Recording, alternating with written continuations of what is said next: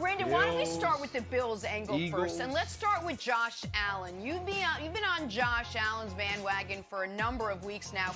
Is he proving he can carry this team to a Super Bowl? I think he is. I said it yesterday that this is the only team that can contend with the Kansas City Chiefs, right? Like, and I talk about their offense, what they can do offensively, and how they can keep up with the Chiefs. And defensively, they started out this season with some huge problems on the defensive line. They were beat up at the linebacker position. They were beat up at the cornerback position. They get healthier. Leslie Frazier gets hot. And now you're seeing a team that can contend. This is a really good team. Josh Allen looked phenomenal last night. Stefon Diggs looked phenomenal last night. Brian Daboll, who I've been talking about for a couple of weeks, looked phenomenal last night. This looks like a team that is ready to play ball and that's going to be dangerous in the postseason. I really like what I'm seeing out of the Buffalo Bills, and I'm really liking what I'm seeing out of Josh Allen. You know, this is a kid that was drafted, in the first round, 7th overall pick in 2008, coming in with so many question marks, inconsistencies all over the board. But now we're looking at this kid of probably being a top 4 quarterback in the National Football League. When you look at the numbers, he's completing more passes. His completion percentage is higher than Patrick Mahomes. He's right there from a quarterback QBR rating, right there with Patrick Mahomes. This dude is phenomenal. If he can continue to protect the ball, the Buffalo Bills not only will be good in the playoffs, but also for years to come because Josh Allen is that good. All right, so let's talk about Josh Allen because last night, obviously, he was exceptional. And there is no equivocation. There is no but with that. He was great last night, and it was, I would argue, his 5th great, like not just good, but great game of the season. And when he plays like that, and the Bills look like that, of course they look like a contender. So, Nick, why do you not believe in the Bills? Why do you think the idea that he is a top 4 quarterback, like my mind is blown by, and Brandon's not the only person saying that. Right now he's 3rd in MVP odds behind obviously Mahomes and Rodgers. And here's why. Because as much as the Bills Mafia and Bills fans will try to pretend this is not true, what is unequivocally true about Josh Allen this year, not historically, not the playoff game where he's throwing over-the-head laterals, this year is week to week, you do not know what you're going to get.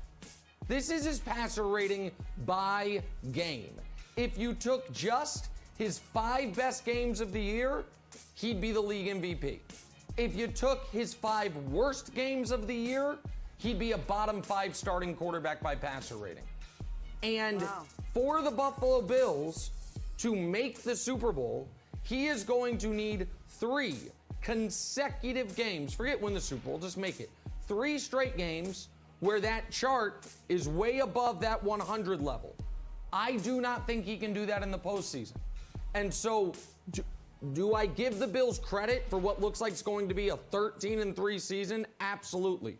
Do I think they might have the best top-to-bottom coaching staff, as Brandon's been pointing out all year long, in football? Sure. Is Josh Allen proving to be far better than I thought he was coming out of the University of Wyoming when he was honorable mention Mountain West? Yes. Do I think they are a Super Bowl threat? No. Not right now, not this season, not with that inconsistency from their most important player, Wilds. Okay, but here's the thing, buddy. You should be a little bit scared of Stefon and Josh because, take it from your old buddy, Kevin Wilds. I wasn't scared of the Bills for 20 years.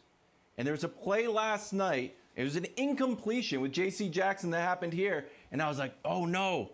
J.C., you should be in the Pro Bowl, but don't do this. Don't do this. Next thing you know, touchdown city, Brandon. Went for 3 touchdowns, 145 yards. He does even a little trash talk here. And thankfully, he stumbles to not, further humiliate. He's like, I'll try a little bit of stumble, or it would have been worse. So, Brandon, 3 touchdowns, 145 yards. And I think there's a little bit of a debate, who's the best wide receiver, in the NFL.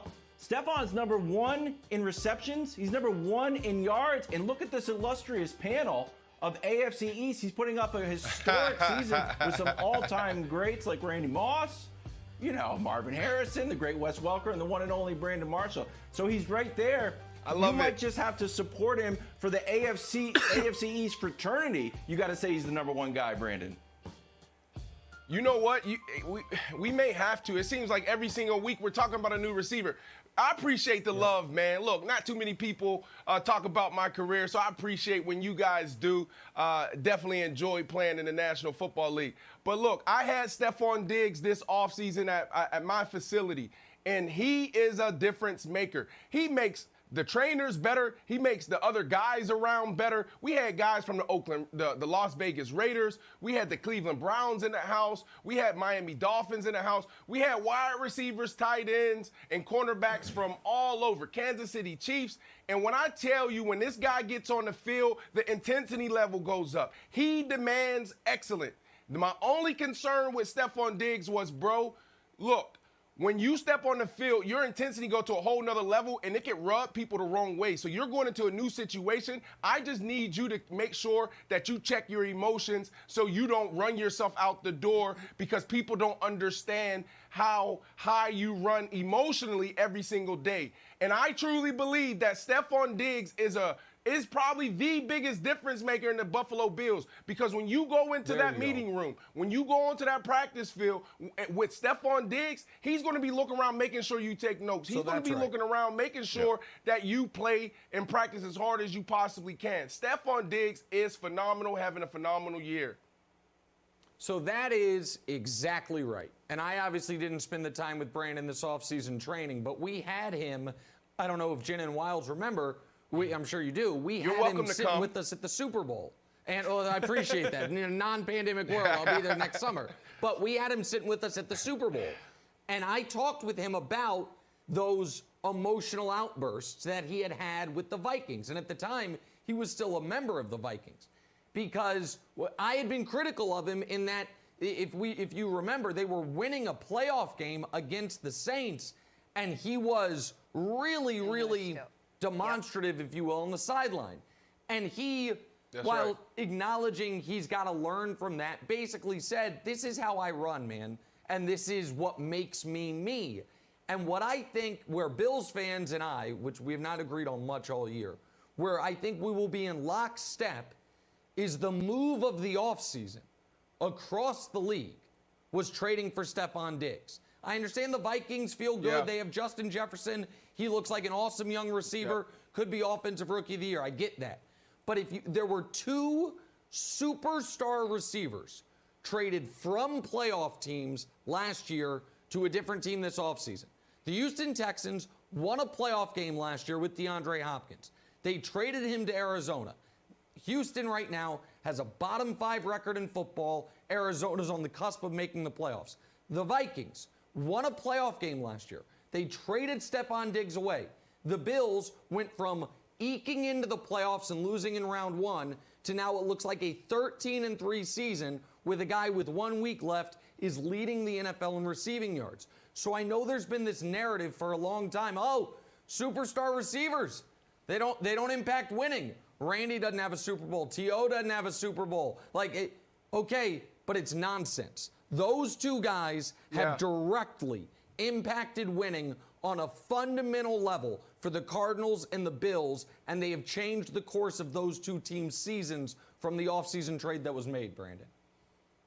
Yeah, and Nick, look, man, I wish we had more time to really break down this whole Stefon Diggs conversation, because to me, it transitions quickly into this whole wide receivers being prima donnas, wide receivers being divas. Because when you look at it, Stefon Diggs, what he was asking for in Minnesota was two things. One, I want an opportunity to help the team win. Number two, I want to unlock my full potential on this field. When we run the ball on first down, second down, and even on third down, and sometimes we take a shot, that's not good enough when you have two of the best wide receivers. So when we talk about these emotional outbursts, it's a conversation that we need to have with other wide receivers. This is a prime example of when a guy's in the right situation where you have Brian Daboll coming in, and Brian Daboll was my offensive coordinator probably at my probably at my toughest time in my career.